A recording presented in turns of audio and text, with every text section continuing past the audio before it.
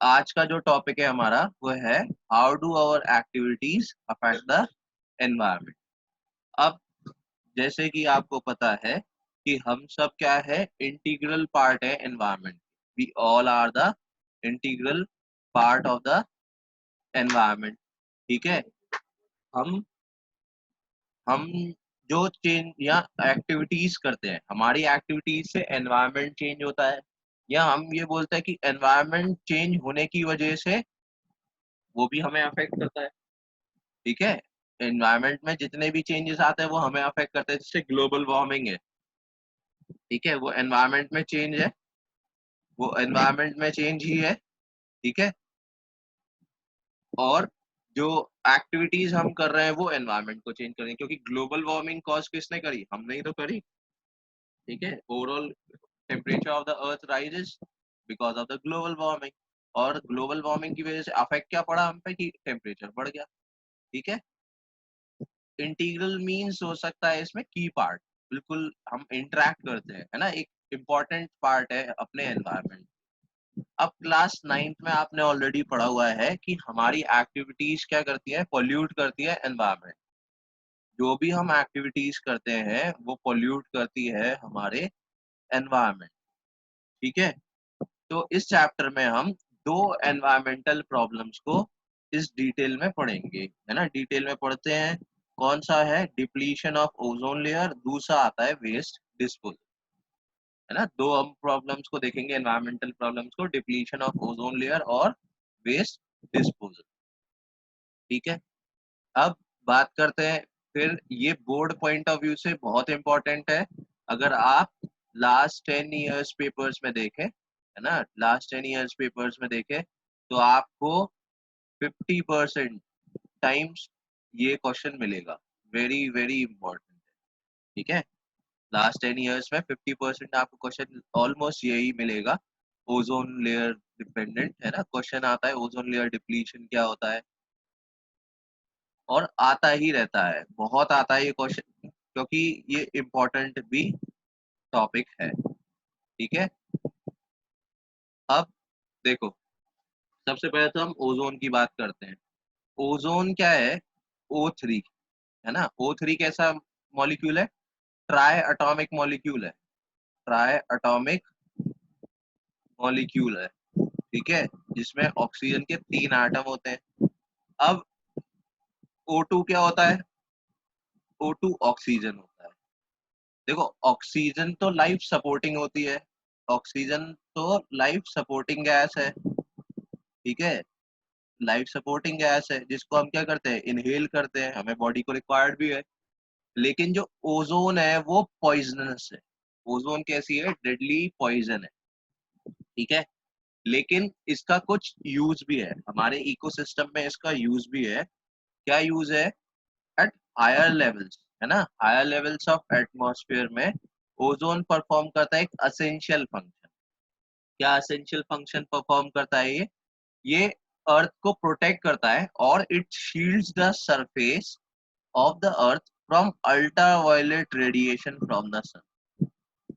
It shields, it shields, है ना, the surface of the earth from ultraviolet radiation. अब जो ये रेडिएशंस होती है वो कैसी होती है? Highly damaging to the organisms. ठीक है। Highly damaging to the organisms, और ये कॉज करती हैं स्किन कैंसर्स इन ह्यूमन। इसके अलावा, स्किन कैंसर्स के अलावा, मैं आपको बता दूं, ऑर्गेनिजम्स के अलावा ये नॉन मटेरियल को भी हार्म पहुंचाती है। जैसे आपने देखा होगा प्लास्टिक। प्लास्टिक को अगर हम धूप में लंबे समय तक छोड़ दें तो उसका कलर भी फेड हो जाता है, और उसके अलावा वो शैटर भी हो जाती है, ब्रिटल होके शैटर हो जाती है। ठीक है। ब्रिटल होके क्या हो जाती है? शैटर हो जाती है, बहुत वीक हो जाती है प्लास्टिक। ठीक है। जो पेट्रोलियम प्रोडक्ट होते हैं उनको भी हार्म पहुंचाते हैं अल्ट्रावायलेट रेडिएशन। ठीक। इसके अलावा क्रॉप्स को भी हार्म पहुंचाती है। अब एक चीज इंपॉर्टेंट है, ओजोन जो होती है हायर लेवल्स ऑफ एटमॉस्फेयर पे, वो प्रोडक्ट होती है यूवी रेडिएशंस का ही, जो एक्ट करती है ऑक्सीजन मॉलिक्यूल। ठीक है।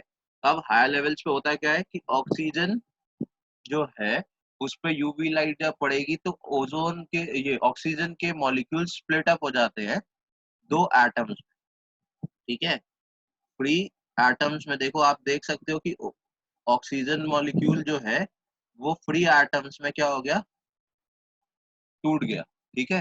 फिर से ये एटम ऑक्सीजन से कंबाइन करते हैं और क्या बनाते हैं, ओजोन। जो नेक्स्ट रिएक्शन है, oxygen atom plus oxygen gas give rise to O3 molecule which is also called as ozone, ठीक है। अब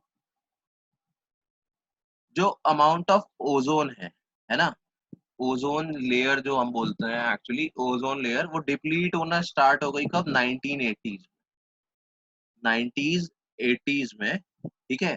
वो क्यों होती है ओजोन लेयर डिप्लीशन, एक इंपॉर्टेंट टॉपिक है ओजोन लेयर, है ना, डिप्लीशन क्यों होती है, क्योंकि आपका यूज करा जाता था CFC, क्लोरोफ्लोरोकार्बन, ठीक है।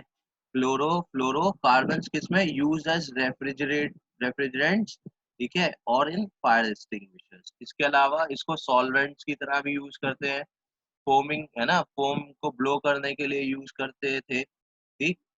तो उससे क्या हुआ कि ओजोन लेयर में एक होल आ गया जिसको हम बोलते हैं ओजोन लेयर डिप्लीशन। तो 1987 में United Nation environmental program UNEP, इन्होंने क्या करा कि एक एग्रीमेंट, है ना, एक एग्रीमेंट बनाया, ठीक है, जिसको सबको मानना था वर्ल्ड वाइड।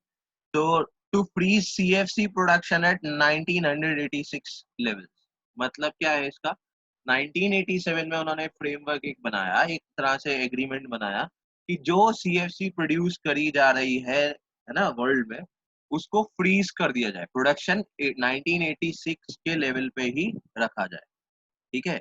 जैसे मान के चलो कि 1986 में आपका 5, फॉर एग्जाम्पल, है ना, फॉर एग्जाम्पल मान के चलो कि 1986 में कि इसका 5 लाख यहाँ टन्स बनते थे, यहाँ 5, ऐसे समझ सकते हैं कि 5 टन बनता था, ठीक है, 5 टन बनती थी ये गैस, इसका अमाउंट, ठीक है।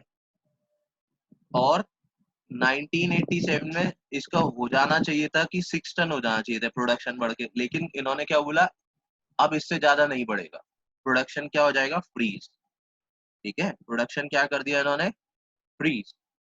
इसके बाद 1987 में क्या कर दिया गया, UNEP ने उसके प्रोडक्शन लेवल को क्या कर दिया, फ्रीज कर दिया, ठीक है। अब एक इम्पॉर्टेंट एक्टिविटी है, ये टॉपिक इतना ही है ना, उसमें इतना ज्यादा कुछ नहीं है, बस यही है कि ओजोन होता क्या है, ओजोन लेयर डिप्लीशन क्या है, कौन करता है। अब मैं आपको एक चीज इधर और बता दूं, ठीक है।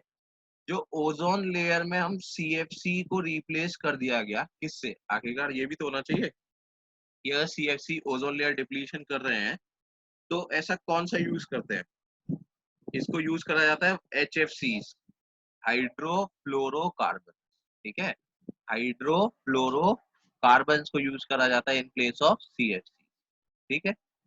अब एक एक्टिविटी है 15.6, अब जैसे इसमें लिखा हुआ है कि which chemicals are which chemicals are है ना, responsible for the depletion of ozone layer, ठीक है। तो सीधा सीधा सा आपके लिए आंसर होता है CFC, ठीक है, CFC। क्या कोई ऐसा रेगुलेशंस आए, हमने पढ़ा ना, UNEP ने करा हुआ है, रेगुलेट करा हुआ है, इसके अलावा अदर प्रोटोकॉल्स भी है 1996 में भी, ठीक है, आप पढ़ना है इंटरनेट पे। तो उसमें क्या हुआ कि ओजोन लेयर को फिर से फिल करने के लिए, है ना, ओजोन लेयर को फिल करने के लिए रेगुलेशंस बनाए गए जिससे कि हार्मफुल रेडिएशंस आपकी अर्थ सरफेस पे ना आ सके, ठीक है। तो उस ग्रेजुअली आप ये देखेंगे कि size of the ozone layer, मालूम है क्या हो गया, ओजोन होल, ओजोन लेयर तो बढ़ गया, ओजोन होल साइज डिक्रीज कर गया, ठीक है। और आप अभी के अभी अगर गूगल करें तो आपको पता चलेगा स्मॉलेस्ट रहा है इन 2019, होल जो है वो स्मॉलेस्ट रहा है इन 2019। ओजोन जो होल है वो दोबारा से रिकवर है ना, बंद हो रहा है, ठीक। क्यों, क्योंकि हमने CFC का इस्तेमाल को बंद कर दिया। आया ये समझ में? CFC के इस्तेमाल को क्या कर दिया गया, बंद कर दिया गया। तो ओजोन साइज क्या कर रहा है, ओजोन लेयर बढ़ रही है और ओजोन होल डिक्रीज कर रहा है। स्मॉलेस्ट है आपका 2019।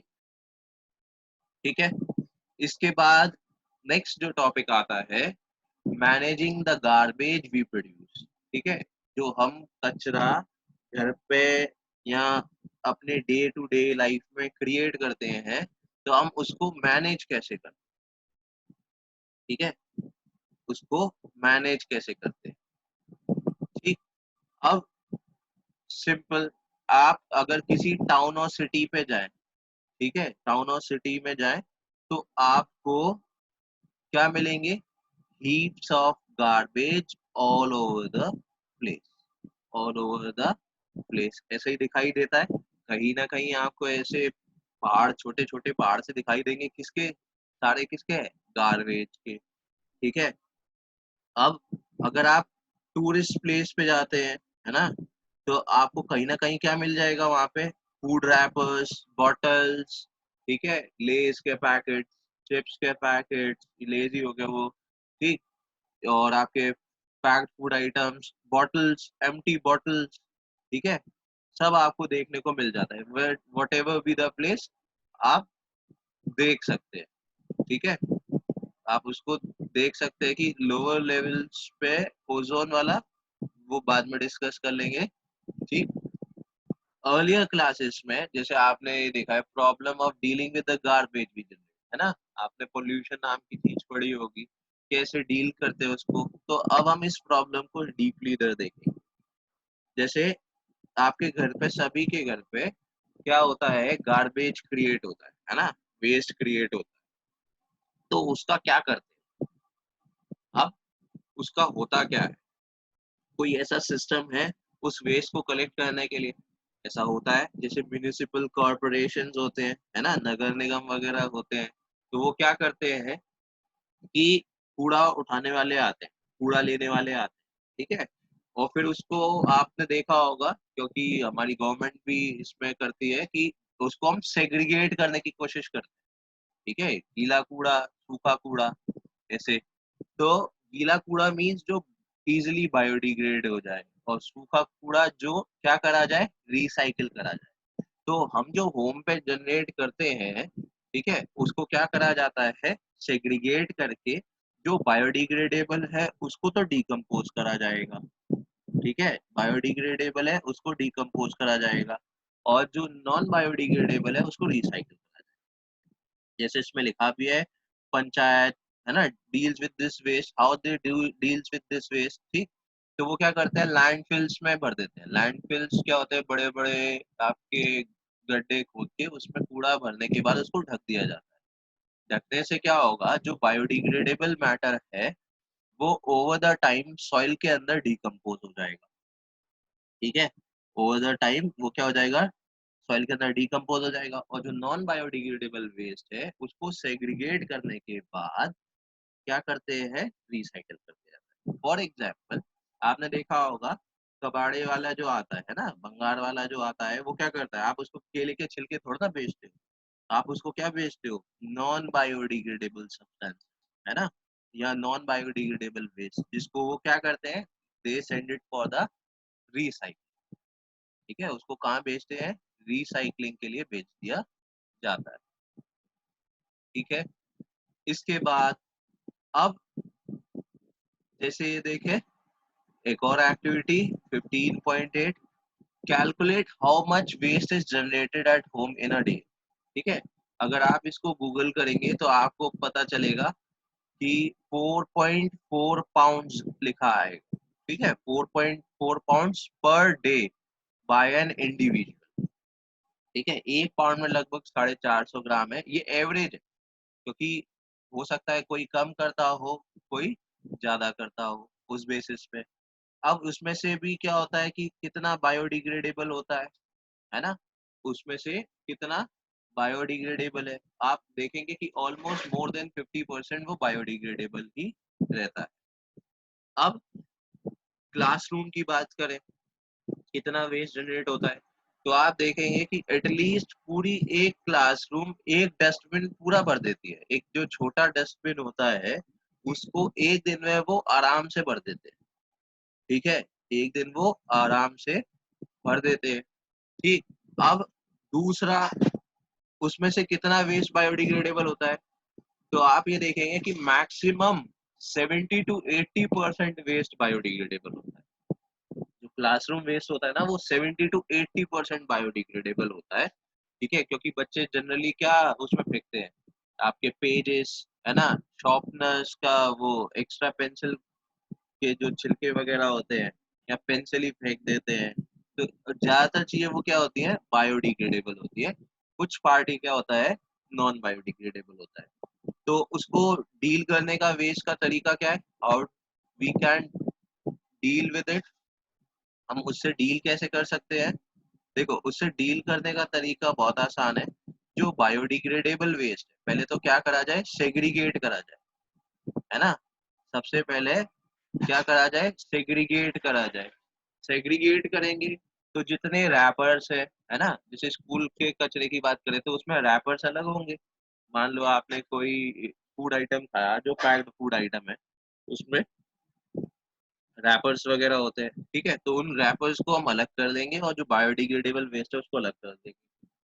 उसके बाद कहीं भी ओपन ग्राउंड में ना फेंकते हुए उसको पिट में, है ना, एक पिट खोद के उसमें डाल के उसको ढक देंगे। तो आफ्टर फ्यू डेज, 15, 20 और 30 डेज, आप ये देखेंगे कि वो सारा का सारा मैटर क्या हो जाएगा, आपका बायोडिग्रेडेबल है, तो वो खत्म हो जाएगा, वेस्ट कम हो जाता है। ठीक है, इसके बाद एक और एक्टिविटी है आपकी 15.9। ये अच्छा है। देखो, अब सीवेज होता है हमारी लोकेलिटी में, सीवेज सभी जानते ही होंगे। ठीक है, तो सीवेज को कैसे ट्रीट करा जाता है? सीवेज को ट्रीट करने के लिए होता है STP, इसको बोलते हैं sewage treatment plant. Sewage treatment plant में क्या करा जाता है, जितने भी हार्मफुल सब्सटेंस है उनको अलग करा जाता है और वाटर को अलग करा जाता है।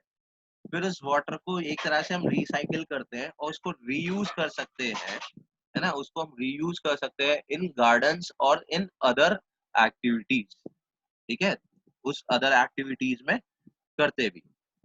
ठीक है, अब आप ये देखें कि कोई ऐसा मैकेनिज्म है या होना चाहिए जो लोकल वाटर बॉडीज पोल्यूट ना हो किससे, untreated sewage. Local water bodies mean जैसे जो आसपास कैनाल सिस्टम होता है ना, जो नहर जा रही होती है, ठीक, या आपके मान लो कहीं वाटरफॉल है, ठीक, वो लोकल वाटर बॉडी में ही आ जाएगा क्योंकि उसको लोकल पीपल यूज करते हैं। तो उनको ट्रीट, वो क्या ना हो, वो पोल्यूट ना हो किससे, अनट्रीटेड सीवेज से। तो क्या नहीं होना चाहिए, यानी लोगों को अलाउ नहीं करना चाहिए कि वहां पे अपनी कैटल छोड़ दे, उसमें लोग कपड़े ना धोए। ठीक है, यही मैकेनिज्म होता है कि अलाउ ना करा जाए। अब एक और, how the local industries in your locality treat their waste, है ना, are there mechanism to ensure, ठीक है, are there mechanism in place to ensure the soil and water are not polluted by this waste. अब देखो, जो industries होती है ना, जो लोकल इंडस्ट्रीज भी होती हैं, वो भी वेस्ट जनरेट करती हैं। तो वो क्या करते हैं, सिंपल सेग्रीगेशन करेंगे। ठीक है, हार्मफुल सब्सटेंसेस के कलेक्शन के लिए अलग होता है। ठीक है, उसको जैसे सीवेज ही है, उधर भी सीवेज जनरेट होगा तो वो STP में भेज दिया जाएगा। एक ETP प्लांट होता है, ETP प्लांट, इसको हम बोलते हैं एफ्लुएंट ट्रीटमेंट प्लांट।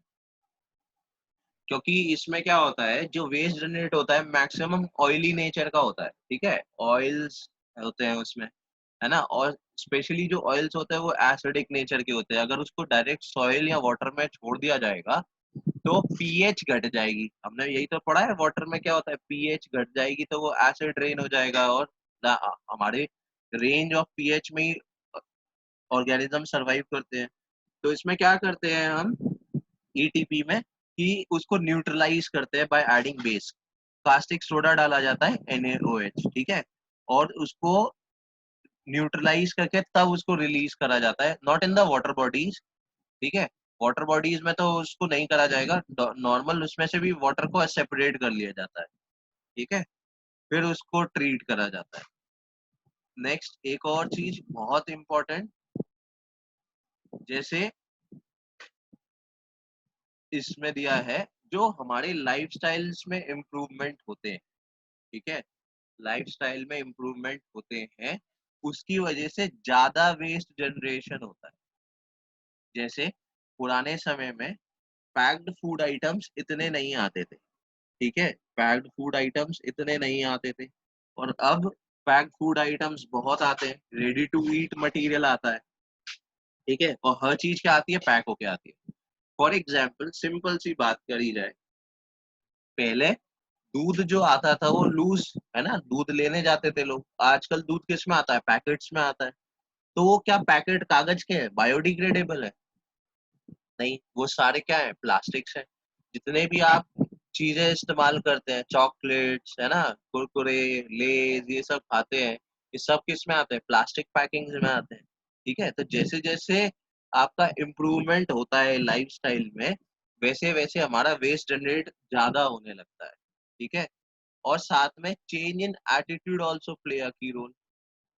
जैसे जितने ज्यादा से ज्यादा हम चीजें, क्योंकि एटीट्यूड से चेंज क्या होता है, क्योंकि हम मैक्सिमम चीजें आजकल वो यूज करते हैं जो डिस्पोजेबल हो, है ना, डिस्पोज कर देते हैं। जैसे आपके पेन्स आते हैं ना, पहले पेन आते थे जिसके अंदर रीफिल चेंज करते थे, अब जो मैक्सिमम नंबर ऑफ पेन्स जो इस्तेमाल होते हैं, है ना, स्कूल में, वो सारे कौन से हैं, डिस्पोजेबल होते हैं, ठीक है, use and throw pens are there.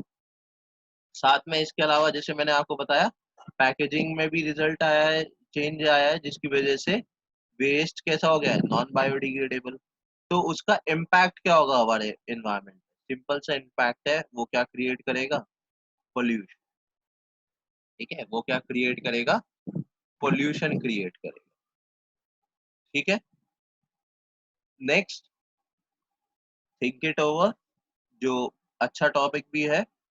जैसे अगर आप अपने पेरेंट्स से पूछें, है ना, ओल्ड टाइम में पहले क्या होता था, पहले क्या होता था कि ट्रेन्स में प्लास्टिक ग्लासेस में चाय दी जाती थी, प्लास्टिक ग्लासेस में चाय दी जाती थी, ठीक है, और प्लास्टिक ग्लासेस में चाय देने के बाद उसको रिटर्न करना होता था वेंडर, उसको रिटर्न करना होता था किसको, वेंडर, जो आपको चाय देता था आप उसे वापस करते।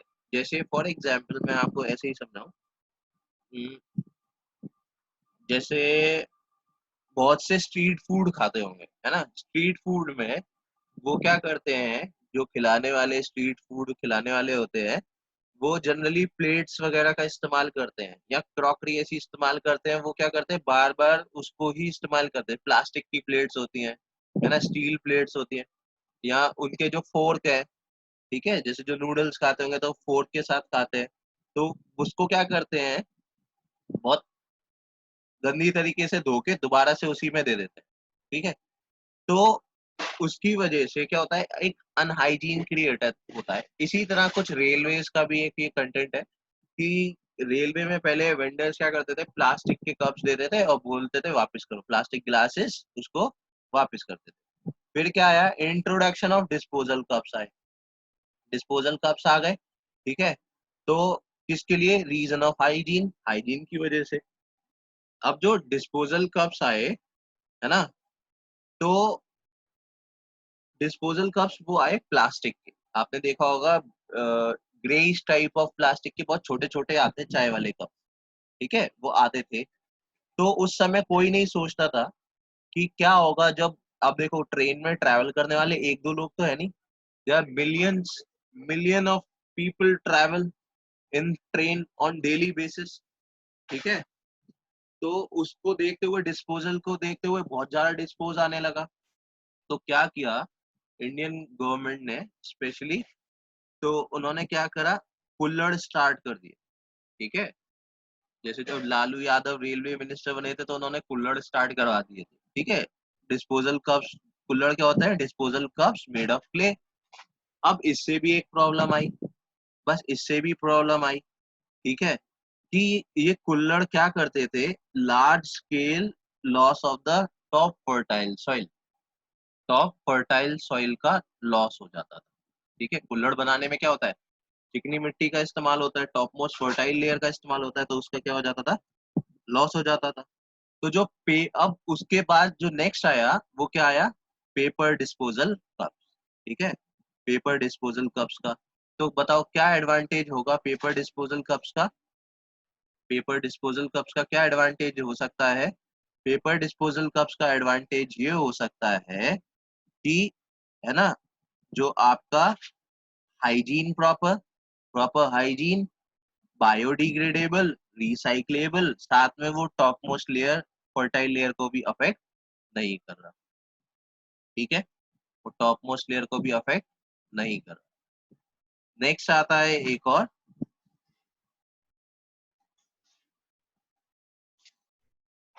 जैसे एक्टिविटी है 15.10 कि सर्च द इंटरनेट।